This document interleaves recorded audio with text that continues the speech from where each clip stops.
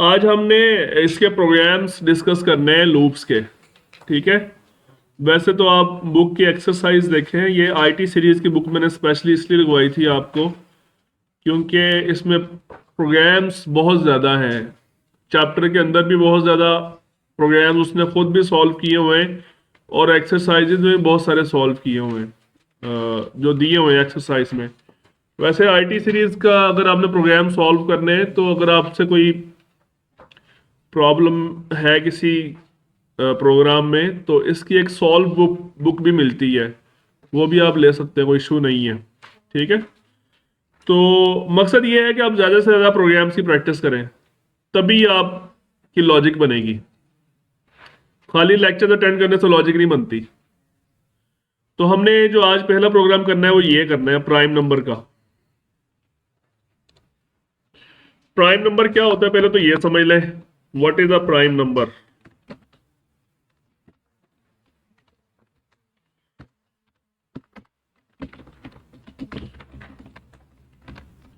कोई भी प्रॉब्लम, कोई भी क्वेश्चन सॉल्व करना है तो पहले आपको इस क्वेश्चन की लॉजिक पता होनी चाहिए।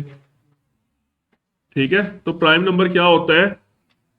ऐसे तमाम नंबर्स जो सिर्फ खुद पर तकसीम हो और किसी पे, वन पे या खुद पे। वन पे तो सारे ही होते हैं, तो सिर्फ खुद पे होते हैं। ये स्टार्ट होते हैं टू से। Two is a prime number, one prime number नहीं है। Three is a prime number, five, seven, nine is not a prime number, 11, 13, 17, 19 and so on. ठीक है। समझ आ गई लॉजिक? अब हम बनाएंगे इसका प्रोग्राम। यूजर से एक नंबर इनपुट लेके उसको बताएंगे कि ये प्राइम नंबर है या नहीं। तो हम यहां पे एक नंबर लिखा, एंटर अ नंबर,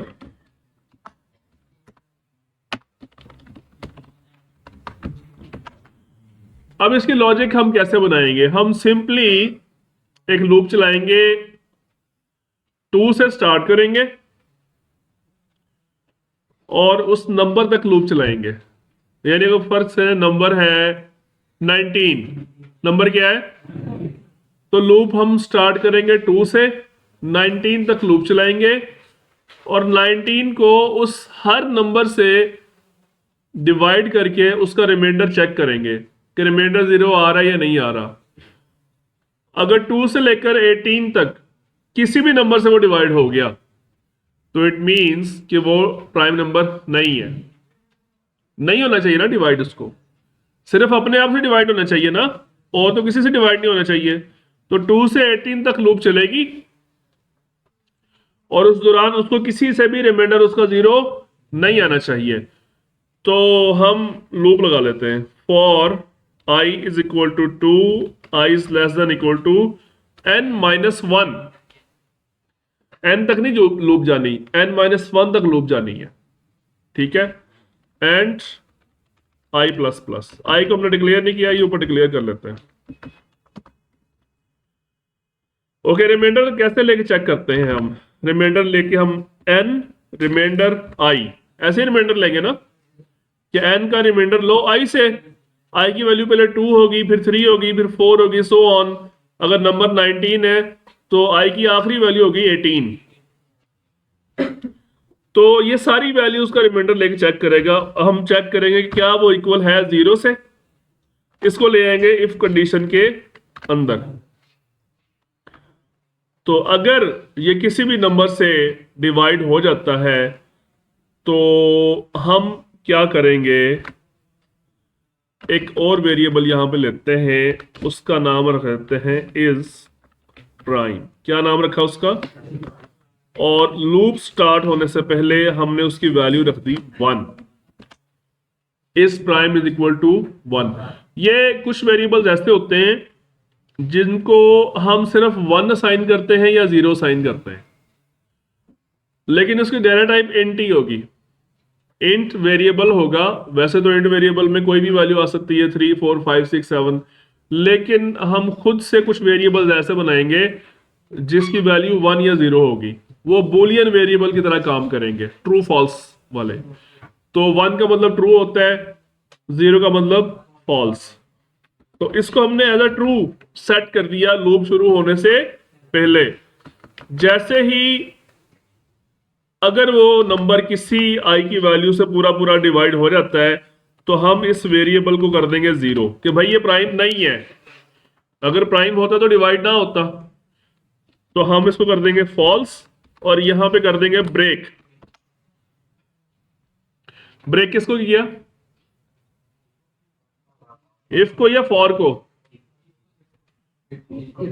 इफ तो ब्रेक होती नहीं है। इफ ब्रेक जो है वो सिर्फ स्विच के साथ लगता है और लूप के साथ लगता है, मैंने बताया था आपको लास्ट टाइम। ब्रेक का इफ के साथ कोई ताल्लुक नहीं है। ब्रेक हमेशा जहां पे लगाते हैं तो वो अपनी नियरेस्ट जो लूप होती है उसको ब्रेक करता है वो।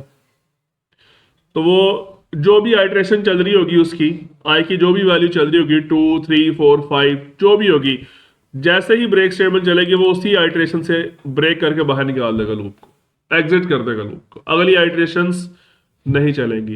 यानी फॉर एग्जांपल एन की वैल्यू थी फॉर एग्जांपल 15, क्या थी? तो उसने 2 से डिवाइड किया, 2 से डिवाइड नहीं हुआ, 3 से डिवाइड किया, हो गया, रिमाइंडर 0 आ गया, तो 3 से ही उसको बाहर निकाल देगा, ब्रेक कर देगा, अगली आई की वैल्यू 4 5 6 वगैरह नहीं चलाएगा फिर वो। तो लूप खत्म होने के बाद हम चेक करेंगे, लूप खत्म होने के बाद हम चेक करेंगे if is prime equals to 1। Loop खत्म होने के बाद चेक करेंगे कि क्या इस प्राइम वेरिएबल की वैल्यू 1 है।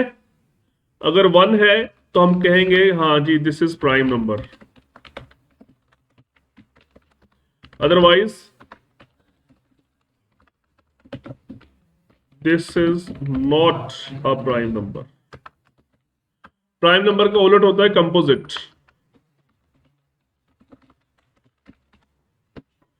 ठीक है,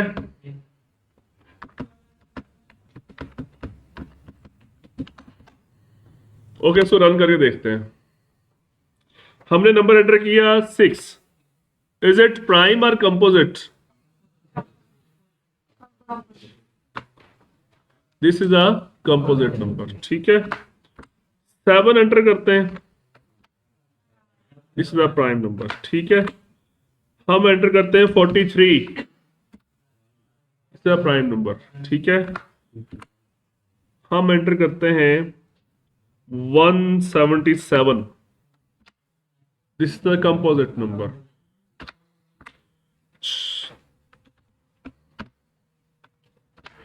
ओके, इस प्रोग्राम की लॉजिक समझ आई? इससे नेक्स्ट हम एक और प्रोग्राम करते हैं, इसी प्रोग्राम को यूज करेंगे। इस प्रोग्राम की रिक्वायरमेंट ये है कि 1 से लेकर 100 तक जितने भी प्राइम नंबर हैं सारे प्रिंट हो जाएं। अभी जो हमने काम किया उसमें क्या हो रहा है कि जस्ट 1 नंबर को वेरीफाई किया जा रहा है कि वो प्राइम है या नहीं है। अभी हम एक लूप, इसके बाहर भी एक लूप लगा देंगे कि 1 बाई 1, 1 से लेकर 100 तक सबको चेक करो कौन कौन से प्राइम है। ठीक है, तो हम इसमें करेंगे चेंज। अब इसको इनपुट लेने की जरूरत नहीं है, इनपुट तो तब लेना जब यूजर से पूछना है। अभी तो फिक्स हो गया ना 1 से 100। ये लॉजिक, प्राइम नंबर्स की लॉजिक यहां से स्टार्ट हो रही है यहां तक। ये वाला प्रोग्राम एक बार रिवाइज करते हैं जी, ये वाला इस प्रोग्राम की लॉजिक एक बार और समझाते हैं। अच्छा, प्राइम नंबर की तो कहां पे समझ नहीं आई? सर क्या वो आई को ना n-1 किया हुआ ये जी। इसका मतलब ये है कि हमने, वैसे इसको मैंने चेंज करना था, चले अच्छा वो आपने ये क्वेश्चन कर लिया। अगर आपने किसी भी नंबर को चेक करना है कि वो प्राइम है या नहीं है तो आप 2 से उसको डिवाइड करना शुरू करेंगे और उस नंबर से एक कम तक जाएंगे आप। अगर वो 19 है तो आप 18 तक उसको चेक करेंगे डिवाइड करके। अगर वो 20 है तो 19 तक जाएंगे, अगर 25 है तो 24 तक जाएंगे, इसलिए यहाँ पे n-1 किया है। ठीक है, लेकिन इनफैक्ट मुझे ये बताएं कि अगर कोई नंबर है, अगर उसका हाफ करें, फॉर एग्जांपल 25 है, वो ज्यादा से ज्यादा भी तो डिवाइड होगा ना, अगर तो 12 तक होगा, 13, 14, 15 से वो डिवाइड हो सकता है। तो हमें एक्चुअली यहाँ पे n/2 लिखना चाहिए था। n/2 का मतलब क्या है? हाफ, हाफ है ना उसका, तो इसको मैंने चेंज कर दिया। इसका फर्क बहुत पड़ेगा इसका, ये जो बड़े नंबर्स होते हैं वहां पे आपका टाइम बचाएगा। फॉर एग्जाम्पल आपने 1000 को चेक करना है, तो अगर मैंने यहाँ पे n-1 लिखा होता तो इसने 999 दफा डिवाइड करके चेक करना था। ऐसे ही है ना, n/2 करेंगे तो कितनी दफा चेक करेगा? हाफ हो जाएगा ना आपका processing time, CPU time half हो जाएगा। ये ऐसे छोटी छोटी ट्वीक्स बहुत मैटर करती हैं जब आपने अपने प्रोग्राम को एफिशिएंट बनाना हो। ठीक है, एक ही प्रॉब्लम होता है, उसके दो सोल्यूशन होते हैं, एक सोल्यूशन बहुत फास्ट होता है, एक बहुत स्लो होता है। तो यूजर ने जाहिर बात है फास्ट वाले को उठाना है, उसी को बाय करेगा ना।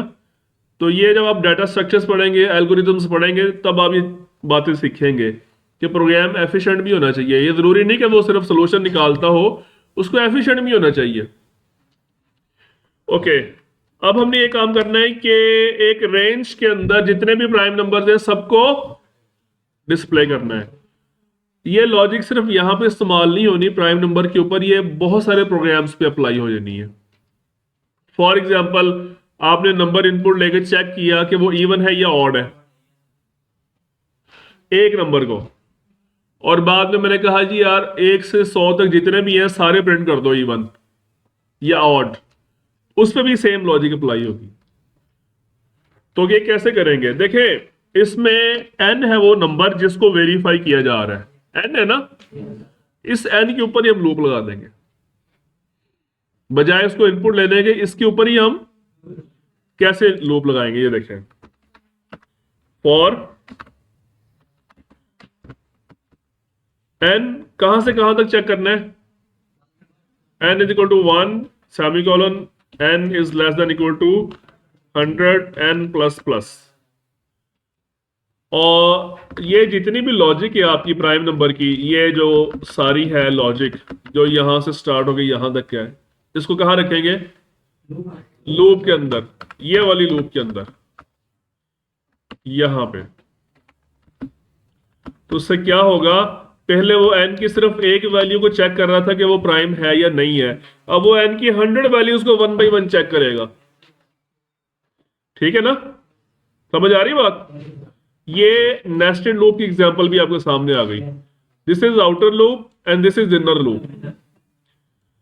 ओके, एक और चेंज इसमें होगा, ये जो हमने लिखा है यहां पे कि if is prime equals to 1, तो ये मैसेज दो, अदरवाइज ये वाला मैसेज दो। तो ये वाला जो मैसेज है इसको भी हमें चेंज करने की जरूरत है।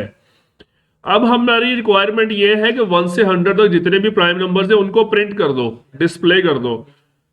तो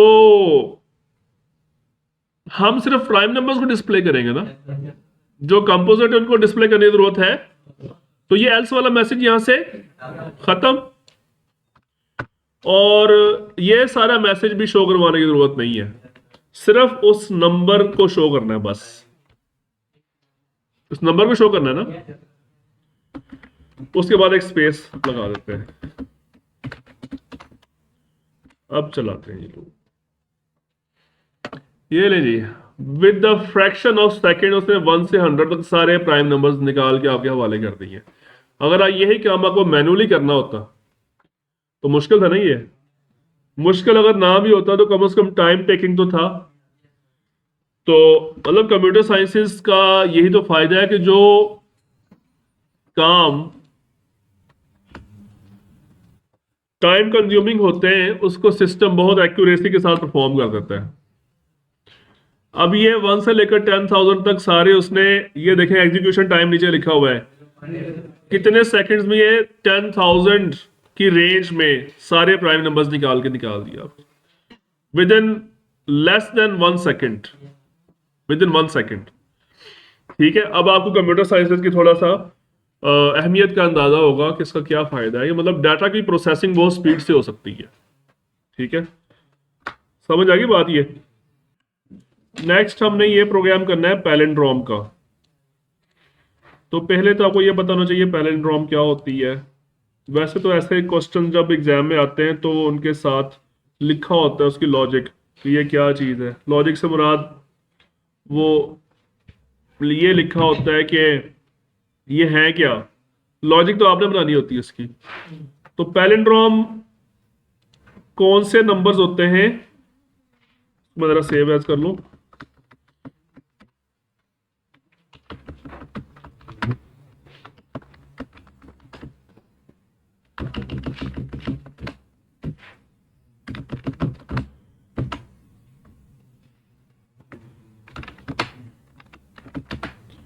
पैलिंड्रोम नंबर ऐसे नंबर्स जिसको आप उसकी ओरिजिनल सीक्वेंस और उसकी रिवर्स सीक्वेंस से पढ़ें तो एक ही नंबर आ जाए। फॉर एग्जांपल दिस 121, इसको आप लेफ्ट साइड से पढ़ लें तो तब भी 121 बनेगा, और राइट साइड से पढ़ लें तो तब भी 121 बनेगा। ठीक है, इसी तरह अगर आप लेटर्स के पॉइंट ऑफ व्यू से देखें तो हम लिखते हैं मॉम, दोनों साइडों से पढ़े तो सेम बनेगा। तो ये स्ट्रिंग है, ये ना स्ट्रिंग है। ये हमने स्ट्रिंग की बात नहीं कर रहे हैं, हम फिलहाल नंबर की बात कर रहे हैं। स्ट्रिंग्स की बात हम तब करेंगे जब हम स्ट्रिंग वाला चैप्टर करेंगे। तो नंबर की समझ आ गई है। हम यूजर से नंबर लेके चेक करेंगे कि क्या ये पैलिंड्रोम है या नहीं है।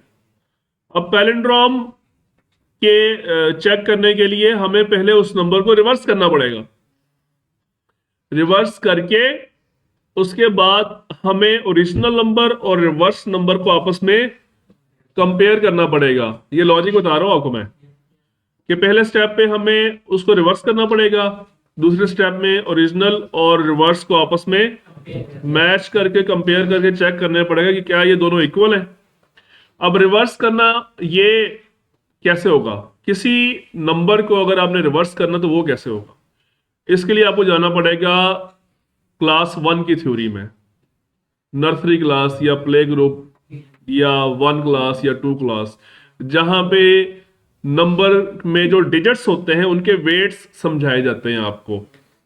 यानी कोई भी नंबर है, फॉर एग्जांपल ये नंबर है 378, इसमें जो 8 है इसको हम कहते हैं कि दिस इज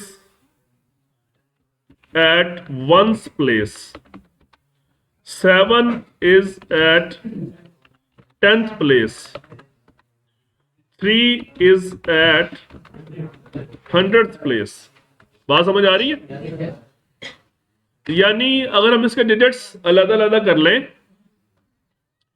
और फिर हर डिजिट को उसकी प्लेस के साथ मल्टीप्लाई करें, जैसे 8 कौन सी प्लेस पे है, वंस पे, तो 8 को 1 से मल्टीप्लाई करें, और 7 कौन सी प्लेस पे है, 10 पे, तो उसको 10 से मल्टीप्लाई करें, और 3 कौन सी प्लेस पे है तो उसको 100 से मल्टीप्लाई करें, तो ये क्या बन जाएगा 300। इनको जब आप ऐड करेंगे तो ये क्या बन जाएगा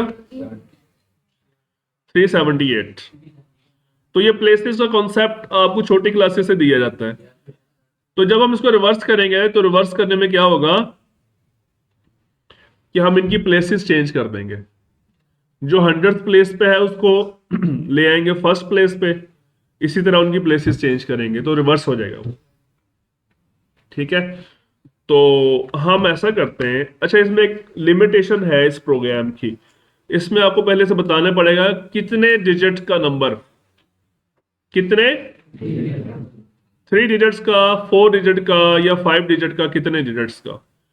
तो वैसे तो ऐसा प्रोग्राम भी बनाया जा सकता है कि जिसमें यूजर जितने मर्जी डिजिट दे, लेकिन उसको फिलहाल आप रहने दें, वो एरेज उसके अंदर इस्तेमाल होगी, तो हम इसको वैसे ही यूज कर लेते हैं। इनफैक्ट एरेज के बगैर भी हो सकता है वो। तो हम फिलहाल 3 डिजिट का सिंपल प्रोग्राम समझते हैं। ठीक है, 3 डिजिट तो हम यूजर को कहते हैं भाई एक नंबर दो, पहले वेरिएबल बना लें, एन हम बना लेते हैं अपना नंबर, और जो उसका रिवर्स होना है वो आर में आ जाए, और कुछ और वेरिएबल्स की जरूरत पड़ेगी वो बाद में बना लेंगे। Enter a number cin N. चलें जी, देखते हैं हम इसको रिवर्स कैसे करेंगे। हम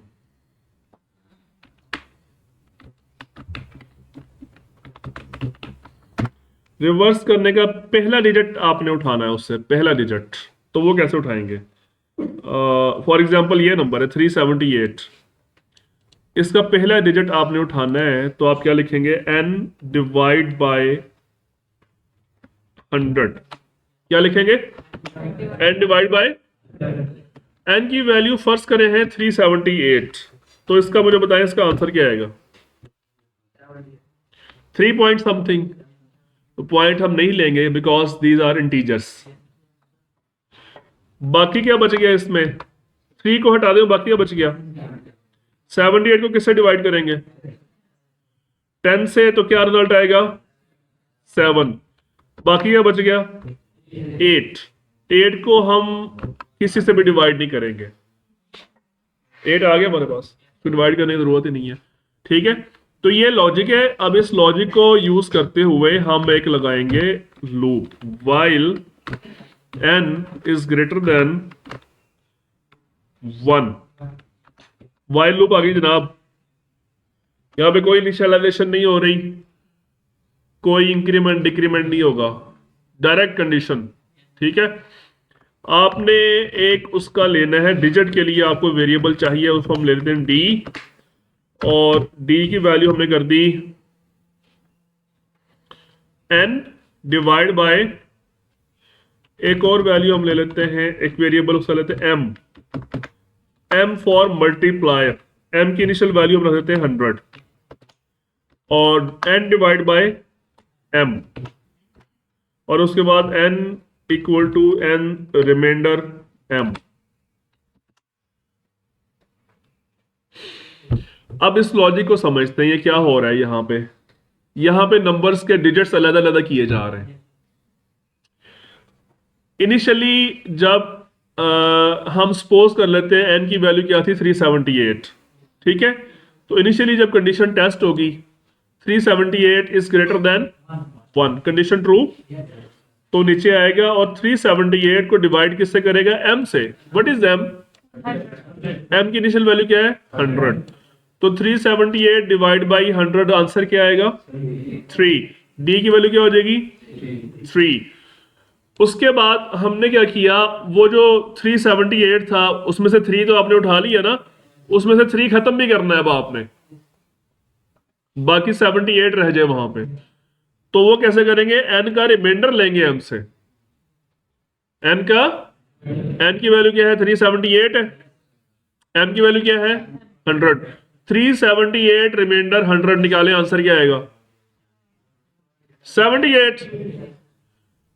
378 डिवाइड करें 100 से, 100 3 300, बाकी क्या बचा? 78। 3 वाला डिजिट वहां से कट गया, बाकी जो रिजल्ट आया उसको हमने वापस n के अंदर रख दिया, यानी कि अब n की वैल्यू क्या हो चुकी है? अब 78 हो चुकी है। 3 वहां से निकल गया। एक और काम करना है, m की वैल्यू को भी आपने चेंज करना है। m equal to m divide by 10। m initially क्या था? 100 था, जब 10 से डिवाइड करेंगे तो क्या हो जाएगा? 100 बाई 10 क्या हो जाएगा? 10। ये ऐसा क्यों किया हमने? जो अगला डिजिट आएगा उसको 10 से डिवाइड करना है, इसकी वैल्यू तो चेंज करनी है ना। और एक और काम करना है यहां पे, एक और काम ये होगा, हम यहां पे प्लेस नाम का एक वेरिएबल लेते हैं। प्लेस इज इक्वल टू 1, ये वाली प्लेस, ये वाली 1 10 100, ये वाली प्लेस, और जो भी डिजिट निकला उसको मल्टीप्लाई करेंगे प्लेस से। ये डिजिट निकला 8, इसको मल्टीप्लाई किया 1 से, जब उल्टा करेंगे तो 3 आ जाएगा ना इधर। 3 निकला उसको 1 से मल्टीप्लाई किया, 7 निकला उसको 2 से मल्टीप्लाई किया, 8 निकला उसको 3 से मल्टीप्लाई किया। नहीं 2 3 से नहीं, जो फर्स्ट डिजिट है वो उसको 1 से होगा, सेकंड 10 से होगा, थर्ड 100 से होगा। तो इसका रिजल्ट एक और वेरिएबल में रखेंगे, उसका नाम क्या है, आर फॉर रिवर्स। रिवर्स की इनिशियल वैल्यू आपको 0 करनी पड़ेगी, अदरवाइज गार्बेज वैल्यू एडअप होके आंसर गलत आ जाएगा। और उसके बाद p की वैल्यू को भी आपको अपडेट करना पड़ेगा। ये काम क्यों किया हमने, p equal to p multiply by 10, ताकि जो अगला डिजिट आए उसकी प्लेस 10 से हो मल्टीप्लाई, उससे जो अगला है वो 100 से हो, उससे जो अगला है वो 1000 से हो। इनफैक्ट ये जो प्रोग्राम हमने बनाया है ना, ये 3 डिजिट का नहीं है, ये हर डिजिट के लिए काम करेगा। ठीक है, तो फर्स्ट टाइम थोड़ी सी आपने जो लॉजिक, कॉम्प्लिकेटेड लॉजिक वाला प्रोग्राम बना रहे हैं आप, वरना सीधे सीधे प्रोग्राम थे, सी आउट लगा लगा के सारी लूपें भरी हुई थी। अब देखें सारी कैलकुलेशंस हो रही हैं। ठीक है, तो इन कैलकुलेशंस को समझना कैसे वो भी बताऊंगा, कैसे समझना है आपने। ओके, इसके बाद जब लूप खत्म हो जाएगी ना, ये लूप रुकनी कहां पे जाके है, जब n की वैल्यू 1 से नीचे चली जाएगी, 1 या 1 से नीचे चली जाएगी, वहां पे ये लूप रुक जाएगी यहां पे। तो जब ये लूप खत्म हुई होगी तो हम एक दफा ना, अच्छा एक काम इसमें करना है, और ये आपने किस नंबर के ऊपर ये सारे काम हो रहे हैं, n के ऊपर, तो ओरिजिनल नंबर तो लॉस हो गया आपका, n की ओरिजिनल वैल्यू तो लॉस हो जाएगी। जब आप उसको रिपीटेडली उसमें से डिजिट्स निकालते जाएंगे, पहले 3 को बाहर किया, फिर 7 को बाहर किया, फिर 8 को बाहर किया, तो n की वैल्यू तो लॉस। तो एक और वेरिएबल लें, उसमें उसकी वैल्यू, फॉर एग्जांपल उसका नाम हम रखते हैं ओरिजिनल। ठीक है, ये सारा प्रोसेस स्टार्ट करने से पहले हम n की वैल्यू ओरिजिनल के वेरिएबल के अंदर कॉपी कर लेंगे। ठीक है, और जब लूप खत्म होगी तो हम चेक करते हैं दोनों को, ओरिजिनल स्पेस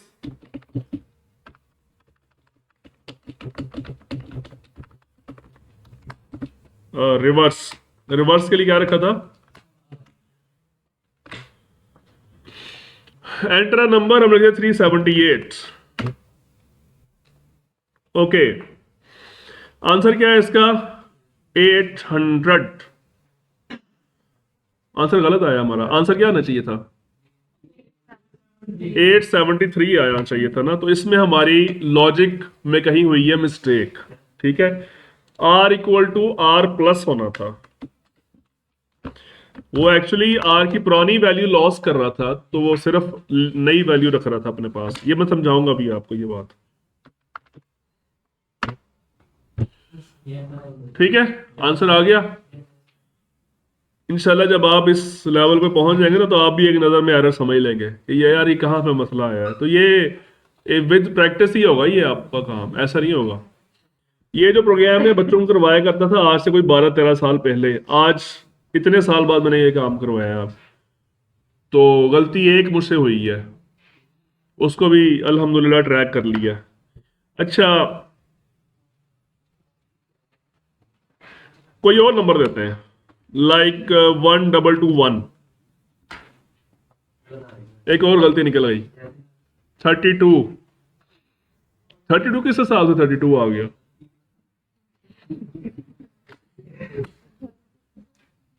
121, ये भी गलत है।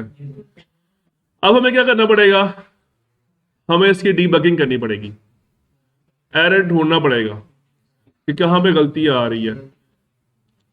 इसको हम 1 ग्रेटर देन 1 करके देखते हैं।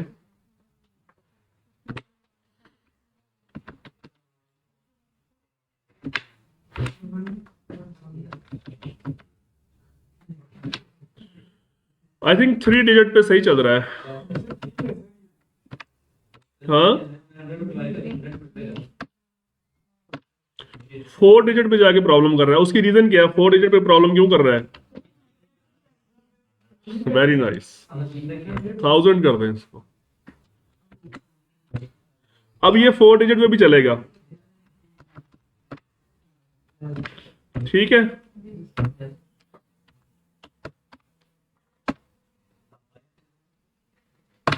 अब ये 4 डिजिट पे चलेगा। हम ये जो m की वैल्यू है ना, इसको भी हम डायनामिकली अपडेट कर सकते हैं कि वो यूजर ने जितने डिजिट्स एंटर किए हैं, इसको आप नाम दे दें इसका 4 डिजिट प्रोग्राम। इसकी वैल्यू जो m की वैल्यू है ना, ये भी हम डायनामिकली भी कर सकते हैं, लेकिन फिलहाल इतना ही कर लें। अब इसकी लॉजिक हम समझते हैं, ठीक है। लेकिन यहाँ पे मैसेज हमने क्या देना था, ये वाला मैसेज नहीं देना था हमने हमने देना था message original equal to r। तो हम क्या मैसेज देंगे, इट इज पैलिंड्रोम, अदरवाइज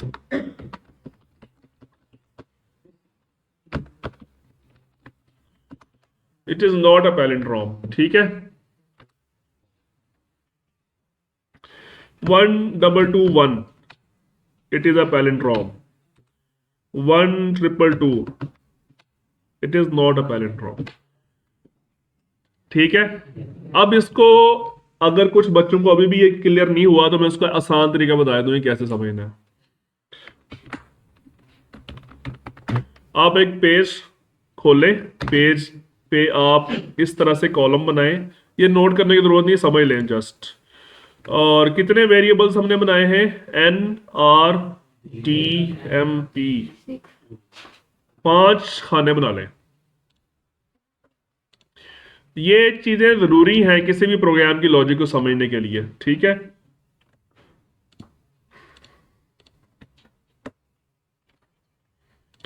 हर खाने में वेरिएबल के नाम लिख लें, ठीक है। n r t m p, original लिखने की जरूरत नहीं है, जो जो लूप के अंदर इस्तेमाल हो रहे हैं बस वही लिखें।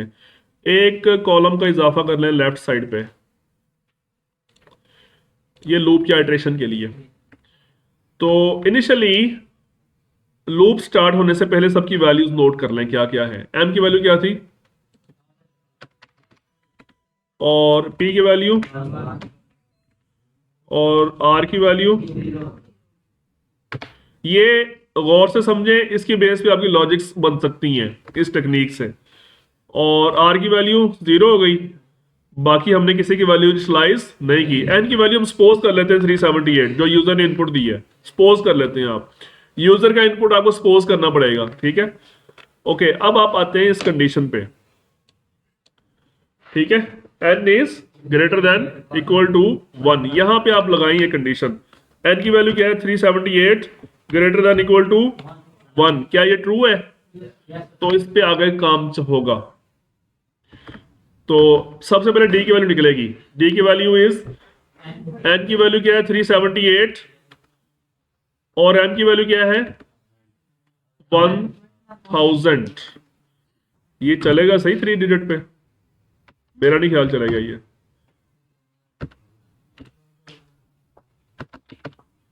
हाँ नहीं चल रहा, इसको 4 डिजिट ही रखें आप, इसको 5 कर लेते हैं, ठीक है। 4 डिजिट रखें आप इसको, ओके। 3785 डिवाइड बाय 1000, आंसर क्या आएगा? 3 आंसर आएगा। अब इसको सॉल्व करें। n remainder 5, n remainder m, n की वैल्यू है 3785, रिमाइंडर लेना 1000 से, रिमाइंडर क्या आएगा इसका? और ये साइन किसको हो रहा है? n को साइन n वाले खाने में लिखें 785। उसके बाद m की वैल्यू चेंज हो रही है, 10 से डिवाइड करें, क्या हो जाएगी 100। उसके बाद r की वैल्यू चेंज हो रही है, कैसे? r plus D multiply by P. तो ये सारा सॉल्व करें। डी की वैल्यू क्या निकली है हमारे पास, देखें लास्ट वैल्यू क्या निकली है 3 मल्टीप्लाई बाई पी। पी की वैल्यू क्या है 3, आंसर आ गया। प्लस आर की वैल्यू क्या है 0। तो फाइनली इसका आंसर क्या है 3 आया। ऐसे ही है, अच्छा, उसके बाद p is equal to p multiply by 10, 1 को 10 से मल्टीप्लाई करें, आंसर क्या आया 10। ये एक आइट्रेशन कंप्लीट चल गई है। अब यहां से कंपाइलर वापस इस कंडीशन पे जाएगा, ठीक है। अब n की वैल्यू क्या हो चुकी है देखें जरा, 785, 785 is greater than equal to, condition true. फिर इन सारी चीजों को चलाएगा, पहले d की वैल्यू निकालेगा, n बाई m, n की वैल्यू क्या है 785, m की वैल्यू क्या है 100, n बाई m, आंसर क्या आया, ये आंसर किसके अंदर गया, d के अंदर। और फिर n की वैल्यू अपडेट हुई, n remainder m, 75 remainder 100, remainder क्या आया 85, ये वैल्यू किसको मिली n को। उसके बाद m की वैल्यू 10 से डिवाइड हुई, 110 हो गया।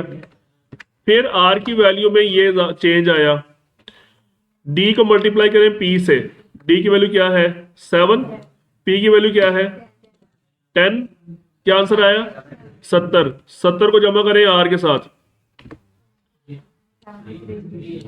73, आंसर किस में रखा है आपने, इसका r की वैल्यू क्या होगी 73, समझ आ रही है।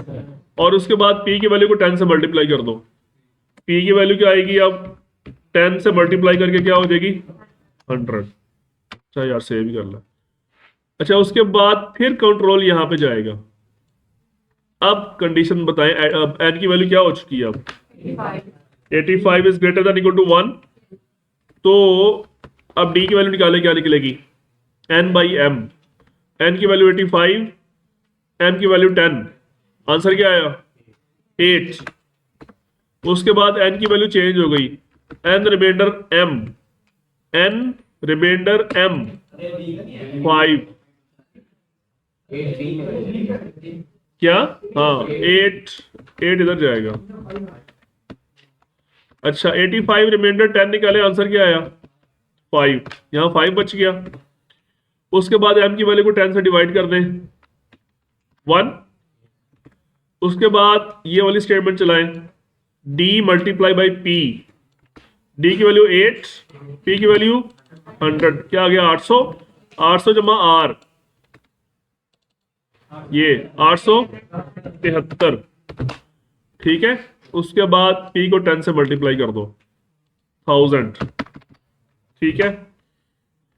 उसके बाद फिर ये ऊपर जाएगा, इस कंडीशन को चेक करेगा, n की वैल्यू क्या है अब 5, 5 is greater than equal to 1, is it true, yes. तो अब फिर ये काम होगा, पहले डिजिट की वैल्यू निकालो, क्या निकलेगी n by m, 5 by m, 5 divide by 1 क्या हो गया 5, d की वैल्यू क्या निकली 5। उसके बाद n रिमाइंडर m,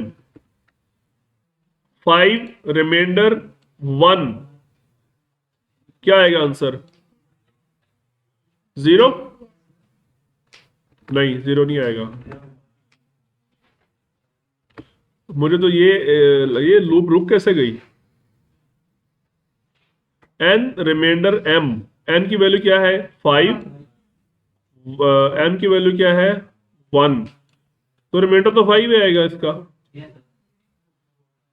चलो 5 ले लेते हैं, 0 आना चाहिए था वैसे।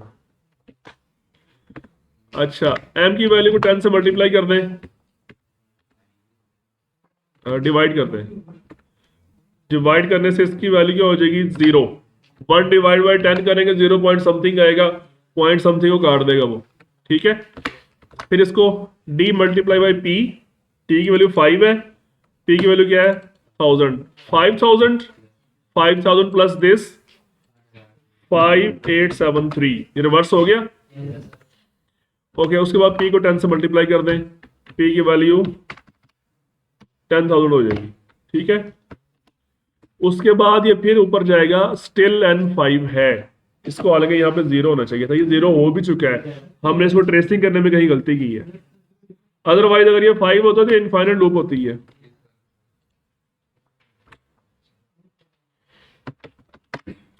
खैर हम इसको चेक भी कर सकते हैं, यहां से हम थोड़ा सा इसको डीबग कर सकते हैं, यहाँ पे सी आउट एन, रिमाइंडर लेने के बाद एन की वैल्यू चेक करो क्या आई है।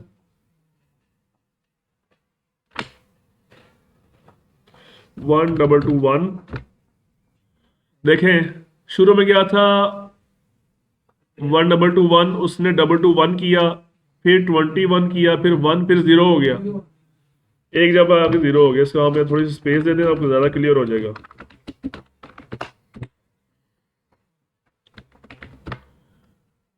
एक 1221 था, फिर 221 हो गया, फिर 21, फिर 1, फिर 0, एक जगह आगे 0 हो गया ही है। इस वजह से आपकी लूप एग्जिट हो गई है आपकी, अदरवाइज ये लूप रुकनी नहीं थी आपकी। ठीक है, तो इस ट्रेसिंग करने में कोई प्रॉब्लम हुई है। 5 को 1 से रिमाइंडर ले तो 10 से रिमाइंडर ले तो 0 आएगा, 1 से रिमाइंडर 0 नहीं आएगा। ओके, पैलिंड्रोम का प्रोग्राम समझ आए? मेरा ख्याल है काफी यहां तक, क्योंकि नेक्स्ट मैंने वैसे ये भी काम करवाना था आपको सीरीज का और पैटर्न्स का, लेकिन ये अब देखते हैं इस वीक में कोई पीरियड फ्री मिला तो कर लेंगे, वरना फिर नेक्स्ट वीक ही सही जब लेक्चर्स होंगे। ठीक है, ओके। लेक्चर में हमें एक प्रॉब्लम मिला था कि हम इस बात पे कंफ्यूज हो रहे थे कि इसका रिमाइंडर 0 क्यों नहीं आया, मतलब n की वैल्यू हमारी 0 होनी चाहिए एक स्टेज पे आके, तो हमें इस बात को समझ नहीं पा रहे थे कि 0 क्यों नहीं हो रही। इनफैक्ट ये 0 हो गई थी। यहाँ पे देखें आप, जब 5 की वैल्यू हो गई है, उसके बाद n की वैल्यू 1 है, तो 5 जब 1 से रिमाइंडर लेंगे तो पूरा पूरा डिवाइड हो जाएगा, तो आंसर हमारा 0 आएगा। यहाँ पे जब पूरा पूरा डिवाइड हो गया तो आंसर रिमाइंडर 0 आएगा। लेक्चर दौरान मैं बता रहा था कि 5 आएगा, रिमाइंडर 5 नहीं आएगा, 5 उसका क्वेश्चन आएगा, ऊपर वाला जो जवाब आता है, रिमाइंडर 0 आएगा उसका। 5 को डिवाइड करेंगे 1 से तो पूरा पूरा डिवाइड हो जाएगा और रिमाइंडर 0 आएगा। ठीक है, ओके।